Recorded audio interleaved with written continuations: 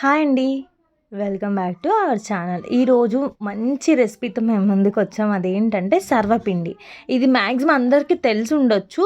ఆంధ్రాలో కంటే తెలంగాణలో ఇది చాలా ఫేమస్. సర్వపిండి అంటారు. మెయిన్లీ తెలంగాణ ఏరియాస్, కరీంనగర్ ఇటు సైడ్ బాగా ఫేమస్ అనమాట ఇది.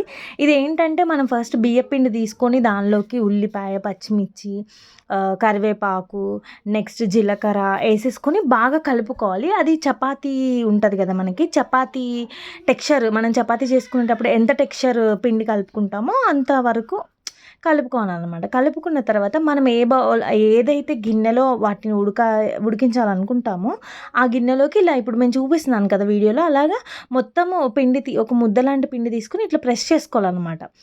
మొత్తం ప్రెస్ చేసుకోవాలి. మరీ తిక్కుగా ప్రెస్ చేయొద్దు, మరీ పలచగా చేయొద్దు. పలచగా చేస్తే విరిగిపోతాయి.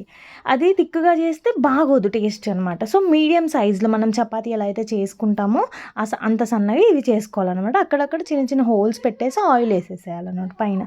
ఆయిల్ వేసిన తర్వాత ఏంటంటే దాన్ని మన స్టవ్ మీద పెట్టేసేసి, చూసారు కదా నేను వీడియోలో ఆయిల్ ఎలా వేస్తున్నాను, చుట్టూ వేయాలి. ఎందుకంటే మనకి పిండి కిందికి వెళ్తేనే అది ఉడికి టేస్ట్ ఉంటుంది అన్నమాట.